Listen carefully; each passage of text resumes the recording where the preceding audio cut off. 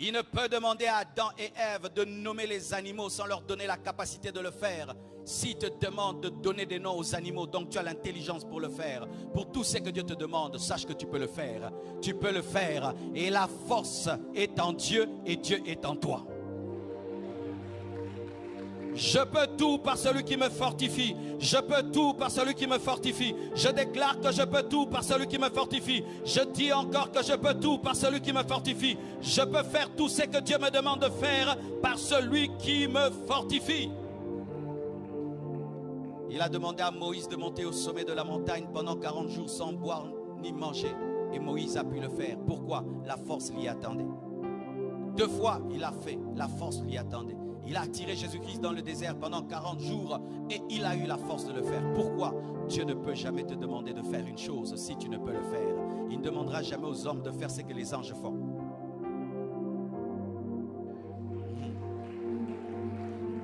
Regardez frère, il n'a pas dit à Adam de créer le soleil.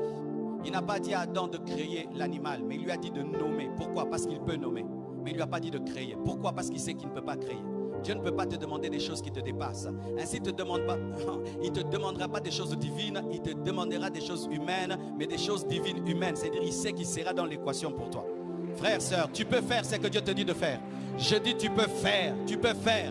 Ta famille te dit souvent que tu ne peux pas faire, ton mari, ta femme, tes amis. Aujourd'hui, Dieu te dit que tu peux faire. Je te dis que tu peux faire. Tu vas réussir. Tu accompliras ce à quoi Dieu t'appelle, parce que Dieu n'est pas fou pour te demander une chose que tu ne puisses faire. Donne-moi un amen.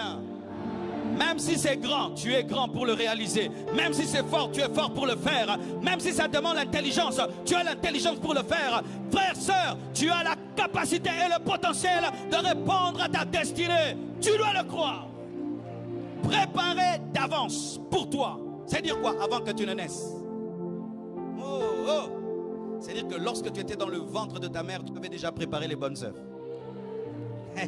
Et certains, nous rencontrons nos bonnes œuvres de la destinée à l'âge de 30 ans. Tu t'imagines, Dieu a pris 30 ans pour te préparer une chose et puis tu dis que tu vas échouer. Comment tu peux échouer alors que tu étais préparé pendant 30 ans? Je réussirai au nom de Jésus-Christ. Je réussirai au nom de Jésus-Christ.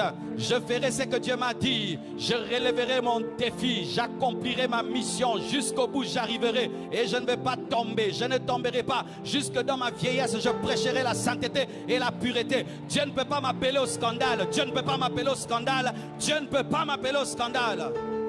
Certains vous dites, non, si je commence, je vais tomber. Tu ne vas pas tomber. Tu ne vas pas tomber. Oh non, je refuse de commencer. Peut-être j'abandonnerai. Tu n'abandonneras